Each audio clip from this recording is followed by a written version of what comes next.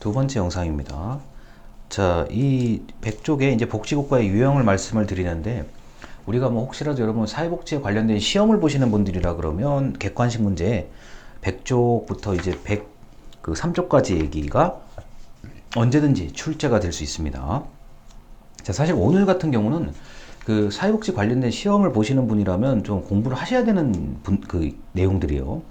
자, 미시라의 복지국가 유형입니다. 백족입니다. 자, 미슈라라는 학자는 1984에 아래에서 다섯 번째 줄이요. 자, 복지국가의 유형을 국가 사상과 자, 현실적 제도와의 관련을 통해서 구분을 했는데 두 개예요. 결국에 분화적 복지국가와 통합적 복지국가로 구분을 했다라고 되어 있습니다.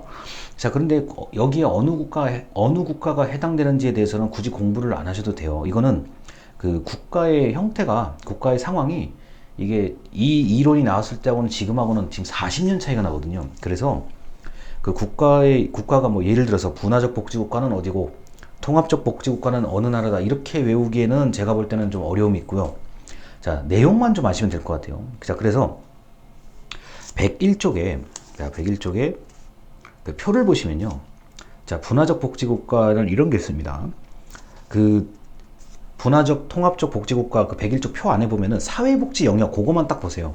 자, 분화적 복지국가는 자, 경제와 구별된다. 무엇이요?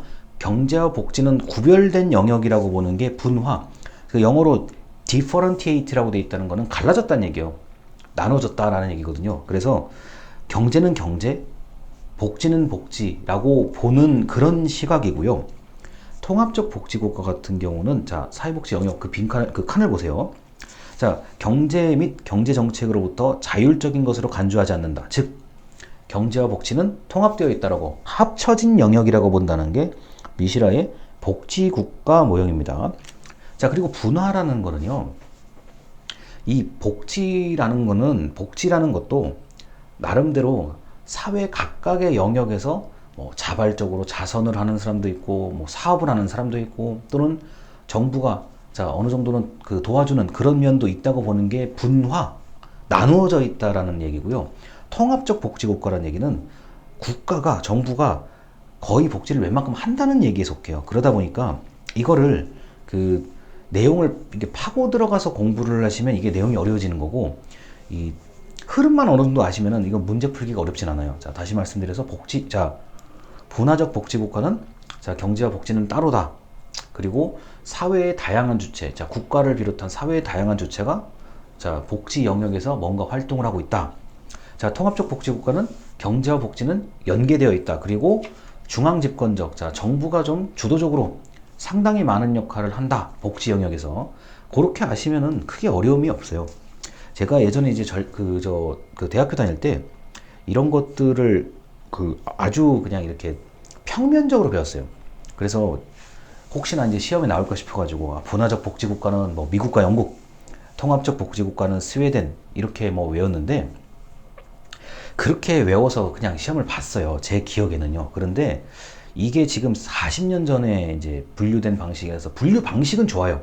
이 미시라라는 이 학자가 그 당시에 상당한 노력을 기울여서 이제 유형을 나눠 놓은 거니 그거는 제가 말을 못 하겠는데 국가예요, 국가.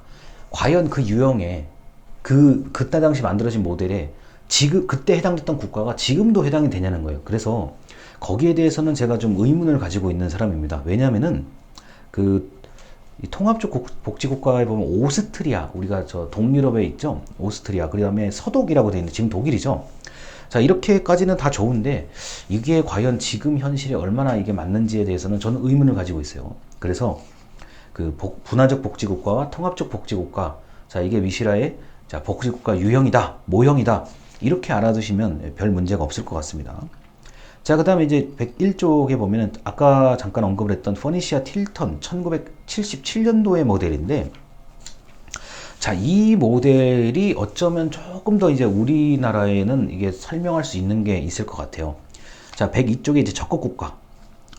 자, 이 적극국가라는 거는 이게 영어 단어가 이제 참 헷갈리게 만들 수 있는 건데, 뭐에 적극적이냐는 거예요. 이게 어떤 분들은 복지에 적극적인 거 아니냐, 그게 아니라, 이거는 적극국가라는 건 경제 성장에 국가가 적극적으로 노력한다는 얘기입니다. 그래서 제가 강의 자료에 그 요약을 했듯이, 자, 적극 국가에 해당되는 나라는 뭐 미국이다. 예를 들어서 경제 성장이 중심이고 자유방임주의가 이제 그 대세인 국가고, 그 다음에 자녀적 복지, 어려운 사람들에게만 자 복지가 필요하다라고 보는 인식을 가진 그런 유형이 적극 국가 유형이라고 할 수 있습니다.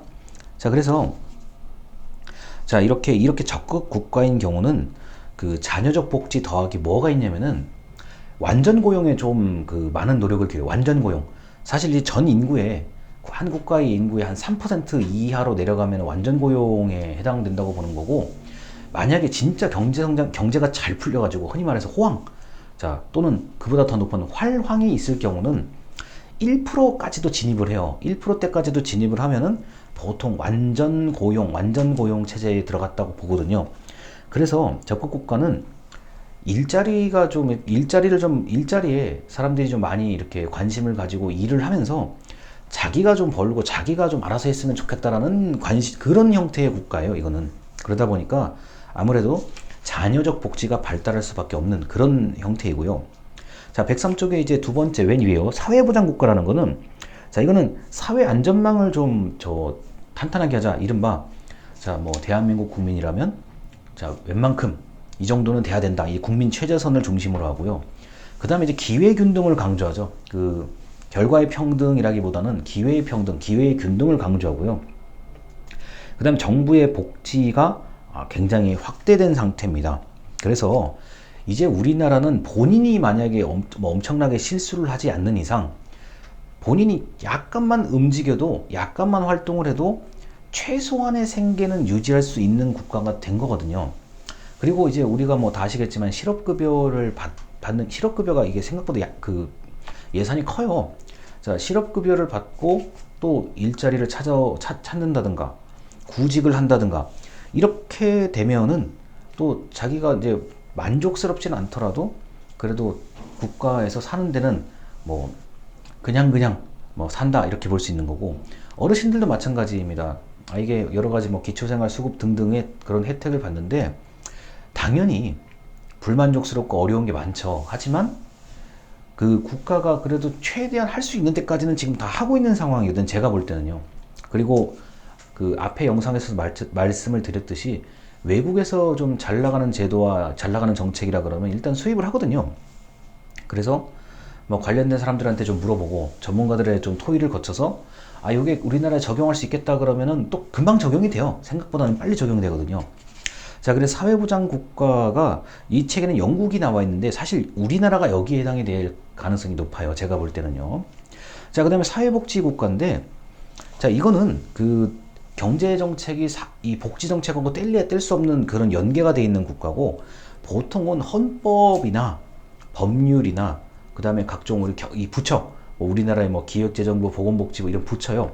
자, 그런 부처 중에서도 복지 관련된 부처가 상당한 힘을 가지고 있는 경우는 사회복지 국가라고 할 수 있습니다. 그래서 그 상대적으로 이런 경우는 사회 구성원들, 자, 각계각층의 사람들하고 상시 협의를 하고 취약계층 보호를 자, 더 선제적으로, 그리고 어렸을 때부터 의식을 잘 심어주죠. 자, 어렸을 때부터 평등의 가치를 좀 가르쳐야 한다는 그런 논리가 강한 나라입니다. 대표적인 게 스웨덴이죠.